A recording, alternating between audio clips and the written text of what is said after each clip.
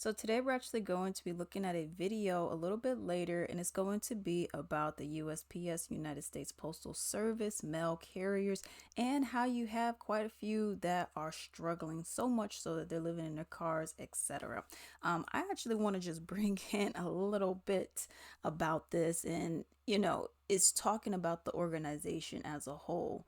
And what is going on from mail carriers to MHAs, mail handlers assistants, mail handlers, clerks, PSEs, postal support employees, all of this. When you look at all of these jobs and just overall how everything is situated, you see that this is not a respected job any longer. They let anyone come in, and this goes for employees, regular employees, and the management supervisors as well. And you just see, depending on where you go, especially, how it has just degraded all the way down, how it has just been spiraling down out of control. And it's not a positive environment. Working there, it's very toxic management. They think they could talk to you any kind of way, depending on where you're at. You have a lot of racist activities that are going on. Okay. I've heard from firsthand experience. Okay. The different kind of things that go on as well. You have rude management. You have management just completely incompetent as well. You have people who want to sit around and gossip, gossip, gossip and not work. And then they get, like any other job, it's like, whatever, but they want you to work, but this person's over here talking and chatting it up and doing whatever it is that they want. Management doesn't care. You got people on the clock over here just raking up the hours, but they're literally sleeping, like I've seen before. I'm like, well, how are you sleeping on the clock and getting paid? I guess I'm confused. So there's a lot of different things with your carriers, and this is what we're going to be talking about more specifically. Hey, it's Badmouth Morris from branch 226 out of Glencrest, Fort Worth. I'm new to the post office, but I ain't new to unions. I mean, we're all getting fucked in this contract. You're thinking, good God, man, where's this contract? And then when it came out and see how little we got, it lit a fuse. I drive a fucking 20-year-old car. This got 270,000 miles on it. I gotta park on a hill in order for it to start, just so I can get to work to not make enough to cover rent. Fuck this shit.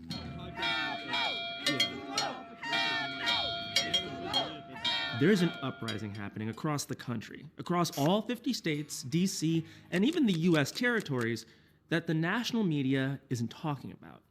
The National Association of Letter Carriers represents over 225,000 mail delivery workers in cities and suburbs.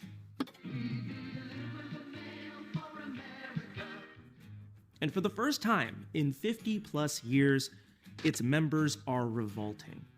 Stoking the anger is the failure of top-secret contract negotiations between the union's president, Brian Renfro, and USPS Postmaster General Louis DeJoy, that left workers without a contract for more than 500 days. During this period of time, he continues to tell the carriers it's taken this long because it's going to be historic. Just hang on, it's historic. That's been going on for 7-8 months. It's coming out soon, and that was kind of the running joke. People got kids going off to college, or they're trying to buy a house, or they got a kid on the way. My bills just kept adding up because interest rates keep going up. The amount of compensation monetarily that I'm getting from the post office just isn't enough. So I was doing my best to wait this contract out because it was going to be great. You were thinking, man, if we can get up to 2.5%, 3%, 4% per year for 3 years, pretty good little contract. I installed a shower here. Well, what happened was that one of my letter carriers, he was going through a bad situation, financial situation. He became homeless. And he came here, he said, I don't have a place to stay, I can't shower, this and that. The membership approved it, so I built a shower. Just for they could at least 5 minutes that they could come in, shower, give them some time, a breather. the contract that Renfro finally took to members included a mere 1.3% raise for a job that starts out at $19 an hour for the first 2 years, in a recently created and mandatory position called a city carrier assistant. Those workers will make 20 cents more an hour. The highest earning workers get a mere 43-cent bump. The failure to deliver has already had a devastating impact on individual carriers, from Matthew in Cincinnati to those living and working in Brooklyn. So we got this tentative agreement, and it wasn't what I needed. So, bankruptcy. We're all looking for something that was a win, because all of this looks like concessions. Why did this get worse? Why is this protection removed? Why is this position still here? Why this low percentage? Why? What are we getting for giving up these things? Nothing. 1.3%? To so many carriers, that pittance of a raise is the embodiment of a much larger set of problems that have degraded a job that once guaranteed a solid middle-class life. That is the deeper undercurrent fueling this backlash. Over the past 30 years, the wages, the treatment, and the quality of life have gone from this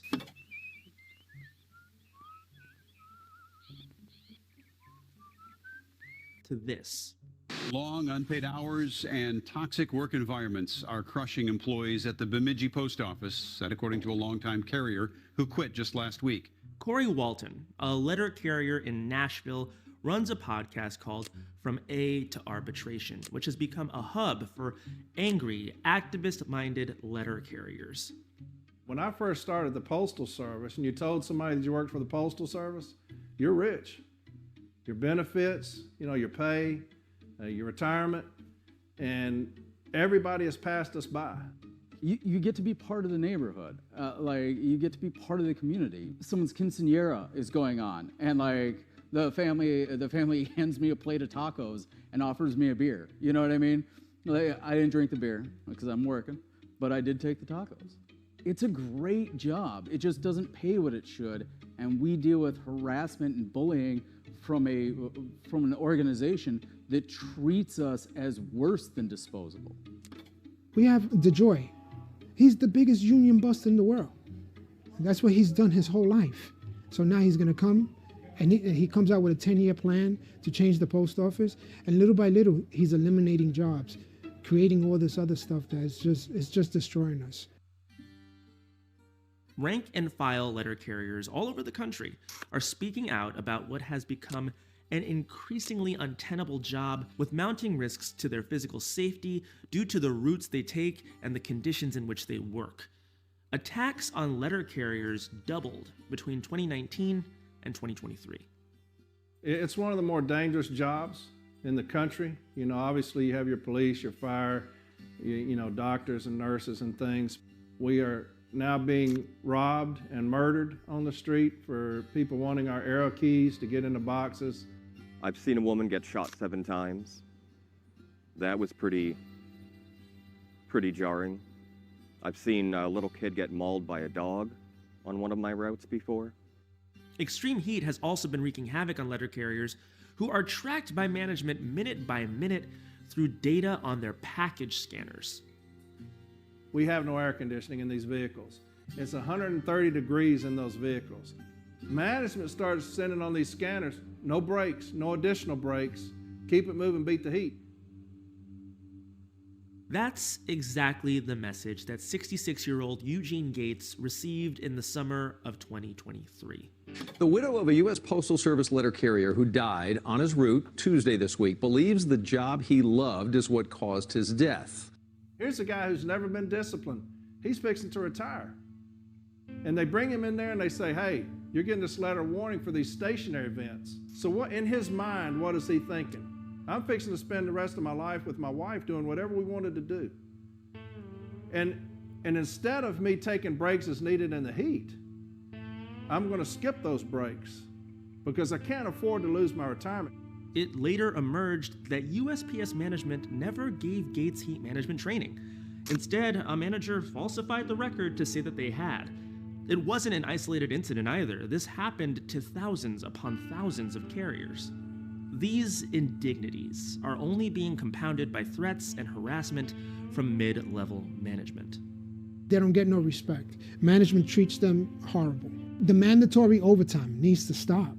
A lot of people just want to work 8 hours and go home. We had a young lady right here that just said she's been out of work because she's battling breast cancer, and management puts her up for removal.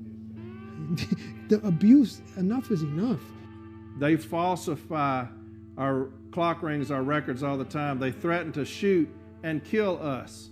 I had an arbitration about that. They assault us. I had an arbitration about that. And we'll have carriers out on the street working. Management will just clock us off. Just end our tour. Don't tell us we're out there delivering, not even being paid. We have to catch them doing that. The union is constantly filing grievances and going to arbitration with management over violations of workers' rights. Their anger over this tentative agreement has led to a grassroots vote no movement by membership at all levels, from union branch presidents like John Cruz in Brooklyn to CCAs like Jonathan Morris in Fort Worth. People are pissed.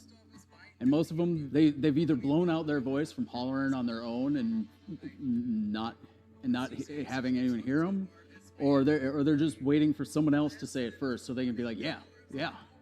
The frustration is largely with Union President Renfro. Members believe that his personal issues compromised the contract negotiations. Early on during talks, Renfro all but disappeared for more than a month, offering no updates and setting a tone for what was to come. I'm Brian Renfro, president of the National Association of Letter Carriers. 465 days ago, I made a decision to begin receiving treatment and start the road to recovery from the disease of alcoholism. Addiction is an intense disease, and I have great respect for someone that wants to take care of themselves. But not when you have 277,000 employees waiting for you to do your job. You don't just ghost everybody for 30, 40 days, not put anyone else in charge, and then come back and throw yourself back into it again.